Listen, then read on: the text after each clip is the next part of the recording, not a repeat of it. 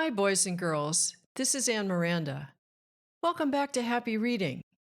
Today we're going to be reading Ruby, that was written and illustrated by Michael Emberley. It's a very funny retelling of Little Red Riding Hood, which I hope you will enjoy. Before we begin, if you'd like to purchase this book or any of my books, please check the links below and be sure to subscribe to my channel. Are you ready to read? Let's begin. Ruby by Michael Emberley.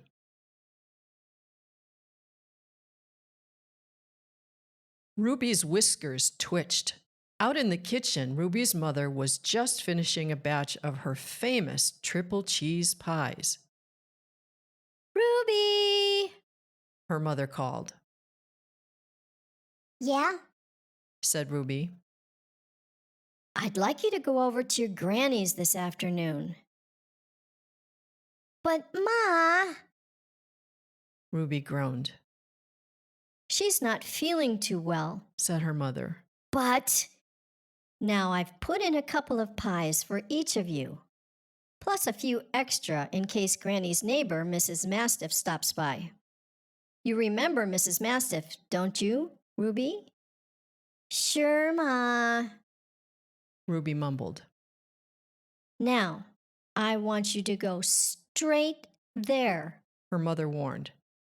No talking to strangers, especially cats. Do you hear me, Ruby? Never, never trust a cat. Never, never, never. Said Ruby flatly. And please don't read as you walk. Called her mother. You'll walk right in front of a bus one of these days. Okay, Ma. Grumbled Ruby. Ruby got as far as the corner before she forgot her mother's advice and pulled out her book. A few paragraphs later, ka-poomph! Hey, kid, what's the rush? Ruby looked up. She had run into a grimy-looking reptile whose hot breath smelled very much like dirty gym socks. Buzz off, barf breath. Ruby replied, forgetting more of her mother's advice. Smart mouth twerp? Grunted the grimy reptile. What's in the bag? None of your beeswax, creepo. Snapped Ruby, trying not to breathe. The creature's odor was so foul, Ruby's whiskers began to wilt. You'd better watch your yap, rodent, Hissed the reptile. or I might tie your scrawny tail to a brick and take you for a swim. Right, Snorted Ruby. and you can't even tie your own shoes. The grimy reptile turned an alarming shade of purple. Its eyes narrowed to slits. Its forked tongue flicked in and out. Instinctively, Ruby took a step backward. But suddenly, a grimy claw shot out and snatched the cheese pies. Yow! Shrieked Ruby. Put a cork in it, rodent. Spat the grimy reptile. Then, as he turned to make his escape, an extremely well-dressed stranger appeared out of nowhere, stopping the thief in his tracks. Is there a problem here? Said the stranger casually, in a smooth, velvety voice. Ruby was speechless. The grimy reptile spluttered. What the? Ah! What is that stuff? Just some warm, soapy water. Said the stranger. Now, what do you say, my scaly friend? Why don't you find your way back to whatever dark hole you crawled out of? He paused to show some teeth. Or perhaps you would enjoy another long overdue bath. The grimy reptile glared at them.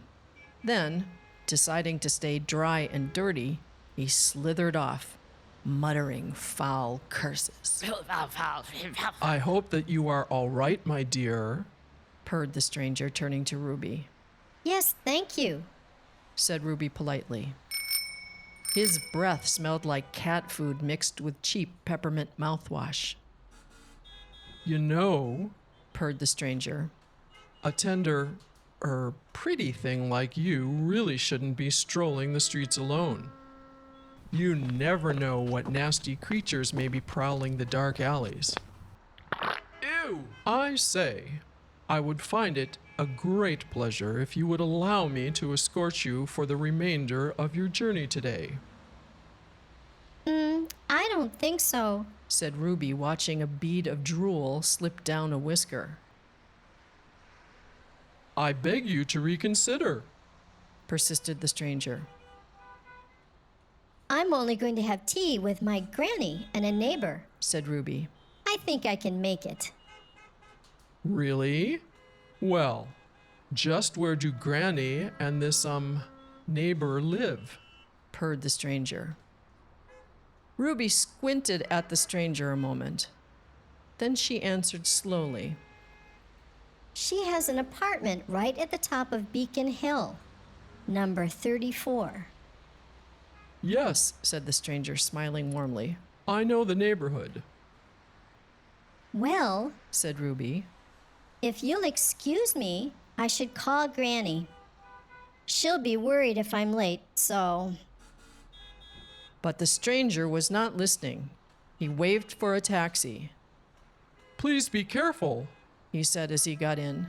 You won't find a friendly face like mine around every corner. And I certainly wouldn't want anything to happen to you. I'll bet you wouldn't. Mumbled Ruby as the taxi pulled away. She then went over to a payphone and made her call. When she had hung up, the taxi and the stranger had disappeared into the noisy city traffic. Where to? Grunted the taxi driver. 34 Beacon Street, Said the cat. and step on it. The cat couldn't help chuckling to himself. What a wonderfully stupid child. Now I'll have 3 mice for lunch instead of 1. I'll be there long before that tender little morsel. Plenty of time to nibble on the other 2 old rodents as appetizers. He giggled. How clever I am. He giggled again. How wonderfully, wickedly clever. The cat arrived and rang the bell at number 34. Who is it? Asked a deep voice on the intercom. It's me, Squeaked the cat. little Ruby. I have some goodies for you. Ruby? Said the voice. Just a minute. I hope Granny has some tarragon. Thought the cat. Tarragon is just the thing to have with the roast mouse. You can come in now. Sang the voice. Yum, yum. Said the cat as he quickly slipped inside. Before long, Ruby arrived at number 34, nearly worn out from carrying all those cheese pies halfway across town and up Beacon Hill. She rang Granny's bell. Hello, Ruby dear. Said a rough, squeaky voice. Granny, how did you know it was me? I was expecting you, dear. You sound funny, Granny. It's just my cold, dear, said the voice. Come on up. Ruby was just reaching for the doorknob when suddenly the door swung open. Hi, Mrs. Mastiff. Said Ruby. Hello, Ruby dear. Said Mrs. Mastiff in her deep, cultured voice. It was wise of you to call me instead of your Granny. You were quite correct. That cat did show up here not long after your call. Doing a rather bad imitation of you, I must say. So where's the slime bag now? Said Ruby. Oh, he's gone. Said Mrs. Mastiff, burping softly. I imagine that I was not at all what he was expecting. An impish grin curled her mouth, making her look for a moment like a young pup. Ruby gave Mrs. Mastiff a long look. New hat? She said finally. Why, yes.